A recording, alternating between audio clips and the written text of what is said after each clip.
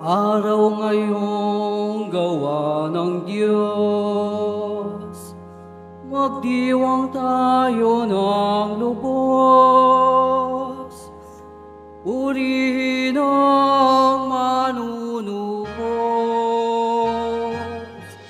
Alleluia, Alleluia.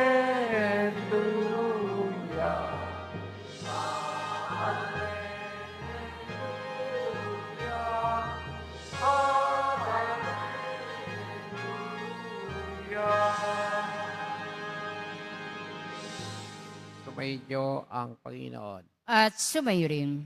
Ang mabuting balita ayon kay San Juan. Papuri sa iyo, Panginoon. Nang panahon iyon, muling nagpakita si Jesus sa mga alagad sa tabi ng lawa ng Tiberias. Ganito ang mga pangyayari. Magkakasama sina Simon Pedro, Tomas na tinaguriang kambal, Nathaniel na taga Cana, Galilea, at ang anak na si Zebedeo at 2 pang alagad. Sinabi sa kanila ni Simon Pedro, "Mangingisda ako." "Sasama kami," wika nila. Umalis sila at lumulan sa bangka, subalit walang nahuli ng gabing yon. Na magbubukang liwayway na, tumayo si Jesus sa pangpang. Subalit hindi siya nakilala ng malagad. Sinabi niya, "Mga anak, mayroon ba kayong huli?" "Wala po," tugon nila. "Ihulog ninyo ang lambat sa gawing kanan ng bangka at makakahuli kayo," sabi ni Jesus. Inihulog nga nila ang lambat at hindi nila ito mahila sa dami ng huli. Sinabi kay Pedro ng alagad na minamahal ni Jesus, "Ang Panginoon yon." Nang marinig ito ni Simon Pedro, siya'y nagsuot ng damit sapagkat hubad siya at tumalon sa tubig ang kasama niya ang mga alagad at sumapit sa pangpang, sakay ng munting bangka. Hila-hila ang lambat na puno ng isda. Hindi sila ganong kalayuan sa pangpang, mga 90 metro lamang. Pag-ahon nila sa pangpang, ay nakakita sila roon ng mga baga na may isdang nakaihaw at ilang tinapay. "Magdala kayo rito ng ilang isdang nahuli ninyo," sabi ni Jesus. Kaya sumampa sa bangka si Simon Pedro at hinila sa pangpang ang lambat na puno ng malalaking isda, 153 lahat. Hindi napunit ang lambat kahit gaano karami ang isda. "Halika kayo at mag-almusal tayo," sabi ni Jesus. Isa man sa mga lagad ay walang nangahas na magtanong sa kanya kung sino siya, sapagkat alam nila na siya ang Panginoon. Lumapit si Jesus, kinuha ang tinapay, binigay sa kanila, gayon din ang isda. Ito ang ikatlong pagpapakita ni Jesus sa mga alagad pagkatapos na siya'y muling mabuhay. Ang mabuting balita ng Panginoon. Pinupuri ka namin, Panginoong Heso Kristo. Magsiupo ang lahat.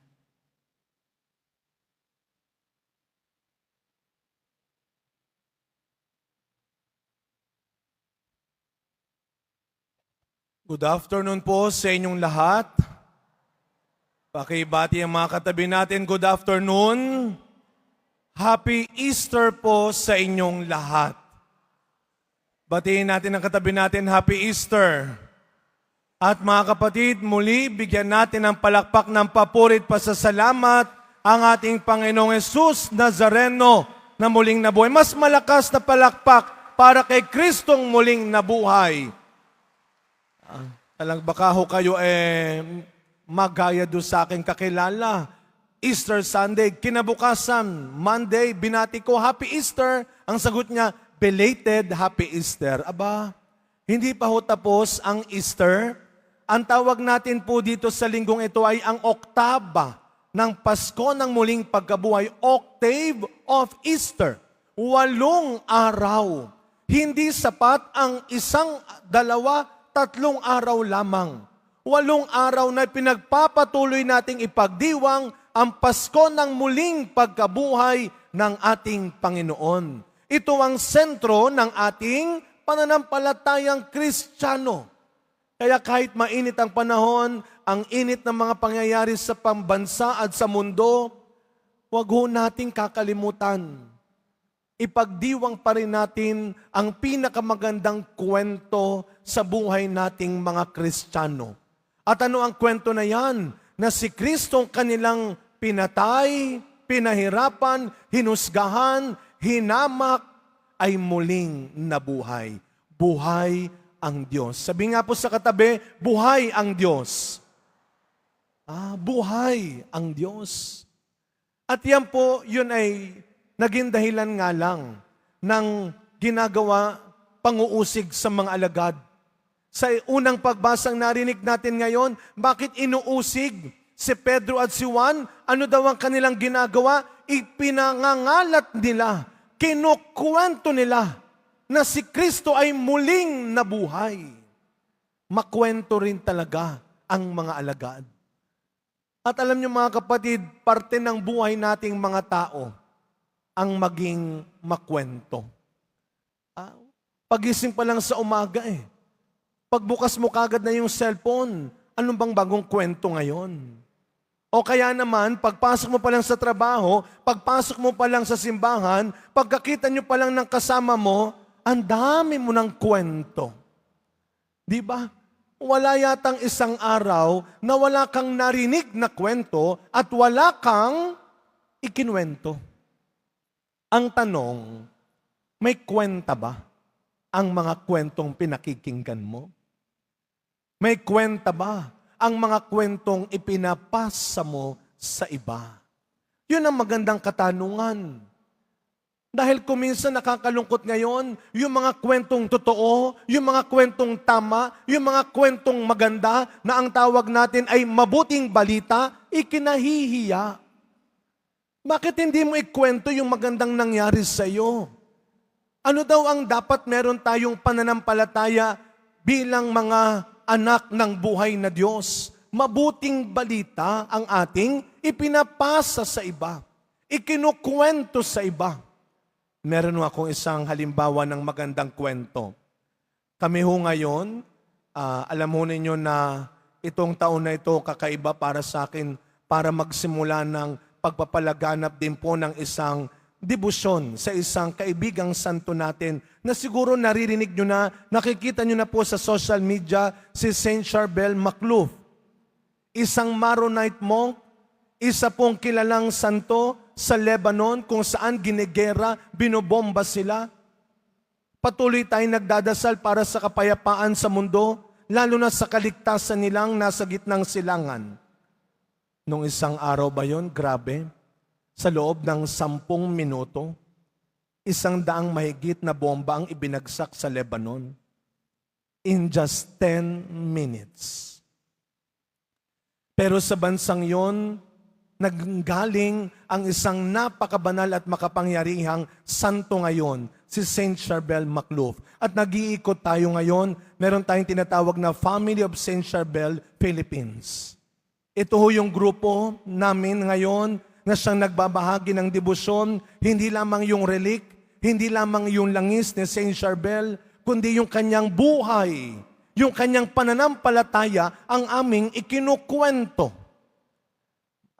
Noong pong last week o early this week, may isang kwento yung pare na kung saan dumalaw kami sa May Cubao sa Perpetual Help sa 13th Avenue. Nagdala kami ng relic ni Saint Charbel, nagpahid kami ng langis ni Saint Charbel, nagmisa kami. At isa daw po sa mga umaten na yon ay yung isang nanay na may cancer, na noong parang palaspas o pagkatapos ng mahal na araw, bumalik siya kay Father para ikwento niya. Pagbalik niya sa kanyang doktor, wala na ang kanyang cancer. Hindi na siya magpapakimo. Yun ang mga kwentong ipinapasa natin. Ngayon ang tanong natin, naku, kaya pala napakahalaga nung magkaroon ka ng langis. Kaya humingi ka ng langis, bumili ka ng langis, pumunta ka sa relic ni Saint Charbel. Pero alam niyo, may isa pang kwento. Noong pong March 1, nung welcome mass, doon po sa aming parokya sa Assumption, sa Leverista, may isa po doon sa mga umaten, halos 5,000. Ang haba noong pong oras na hinintay nila, hindi na siya nakapag-intay. Wala siyang nakuhang langis, hindi siya nakalapit sa relic, hindi siya nakakuha ng estampita. Umuwi na lang siya sa pagod at gutom niya. Pero nagpunta siya doon para sa kanyang kaibigang may sakit na nasa ospital. Umuwi na siya, pinagdasal na lang niya mula sa malayo. Pag-uwi niya, ibinalita sa kanya ng pamilya ng kanyang kaibigan na palabasan ng ospital ang kanyang kaibigan. Kaya ang tanong natin ay yung tanong sa ating unang pagbasa, saan galing ang kapangyarihan na yan? Sa langis ba? Sa estampita? Sa relic ba? Malinaw na sinabi ni Pedro at ni Juan, hindi sa amin galing. Kay Kristong inyong pinatay, na muling nabuhay, nagmumula ang himala, ang paggaling at ang kaligtasan. Napakaliwanag nun. Kaya nga sa ating ibanghelyong narinig, ano ang nangyari sa mga alagad? Wala silang nahuli. Wala silang nakuha. Nung hindi nila kapiling ang Panginoon. Pero sa totoo lang po, kayang-kaya naman ni Kristong bigyan sila ng isdang kailangan nila. Alam na ni Kristong wala silang nakuha. Bakit tananong pa niya? May nakuha ba kayo? Wala po. Ano ang ginawa ni Kristo sa kanila? Alam ni Kristo na pagkatapos niyang muling mabuhay at magpakita sa mga alagad, isang araw, aalis din siya. Iiwan din niya ang mga alagad. Pero anong sinigurado ni Kristo? Na marunong na kayong gumawa kung ano ang dapat gawin. Kaya nung sabi ng Panginoon, doon ninyo ihulog sa kabilang banda.